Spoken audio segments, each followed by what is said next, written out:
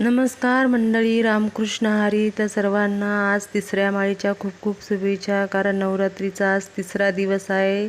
देवीची आज तिसरी माळ आहे. सकाळी 8:18 झाले होते आणि घरातले माझे एवढे सारे कामं आवरले होते. सकाळी लवकर कामं आवरले की पूर्ण दिवस आपल्यासाठी राहतो की आपण दुसरे काही कामं करू शकतो त्याच्यात.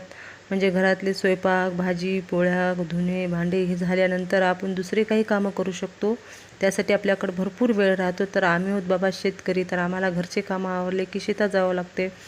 तर मी सकाळी रई लावून घेतली. रई आणि पुन्हा ड्रायफ्रूटचं दूध पण केलं आणि त्याच्यात आज शनिवार असल्यामुळं भगर बनवला, पोळ्या बनवल्या. ज्यांना उपवास नाही त्याच्यासाठी पोळ्या बनवल्यात आणि ते शेंगदाण्याची आमटी पण केली.